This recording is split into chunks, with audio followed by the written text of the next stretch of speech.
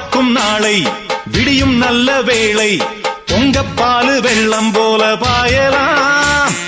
அச்சு வெள்ளம் பச்சரிசி வெட்டி வச்ச செங்கரும்பு அத்தனையும் தித்திக்கிற நாள்தான்.